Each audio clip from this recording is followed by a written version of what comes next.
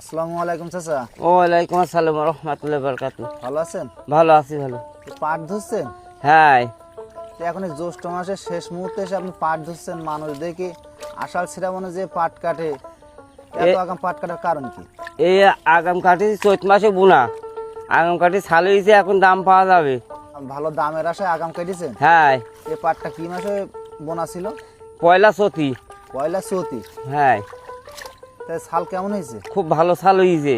তো এখন বাজারে কেমন দাম যাচ্ছে পাটের? এই 5,000-6,000 টাকা বিক্রি পাবো।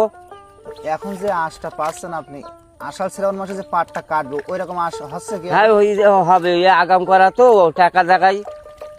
ও আচ্ছা আচ্ছা। তো ওই সময় পাট রোপণ করার সময় কয় চাষ দিয়েছিলেন? ও 3 দিলাম। 3 চাষ দিয়েছিলেন। পাটের খরচ কেমন? খরচ আছে অনেক। একটা জনের দাম 500 টাকা করে, অনেক টাকা খরচ। ওই সময় কি চাষে সার দিলেন? হ্যাঁ, দিলাম টিএসপি, পটাশ, ইউরিয়া। পরবর্তীতে আর দিলেন কি? না, তাতে হয়ে গেছে। তো এটা কি জাতের পাট?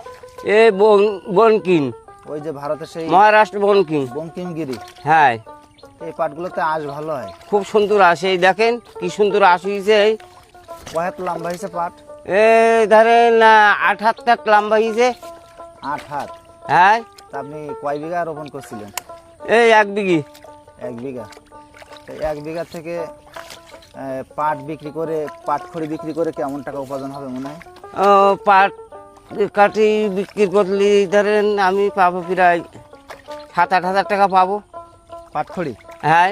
এই একা কাঠি কেমন দামে বিক্রি হবে? ও 90-100 টাকা। তা তো মোটামুটি পাট চাষ করলে পাট কাঠি বিক্রি করে লাভ হয়, আবার আঁশও বিক্রি করা যায়। আঁশও বিক্রি করা যাবে। তো এক কথা বলা যায় যে পাট চাষটা ভালো লাভজনক। হ্যাঁ। তা আপনি কয়খান পাট ধুতে পারবেন আজকে সারাদিন? 40 খান তো মানে। 40 খান?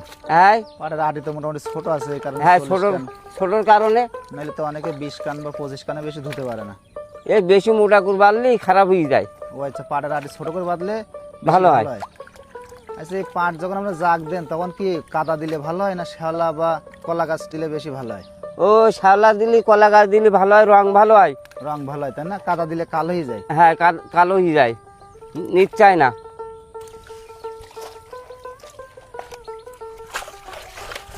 রাজশাহীতে দেখি যে পাট পানির ভেতর দাঁড়ায় দাঁড়ায় ধুতো করে, আর আপনার দেখি যে ডাঙায় বসে পালন করে পাট ধন।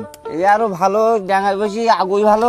আগুই ভালো, কষ্ট কম হয়। আর ওরা তো সারাদিন পানির ভেতর দাঁড়ায় দাঁড়ায় ভাঙে থাকে। ও আর পাটকাঠি গুলো তো আসতে হয় না। না, আরে আস্তে পাটকাঠি বেরিয়ে যাচ্ছে, এই কত সুন্দর বেরিয়ে যাচ্ছে।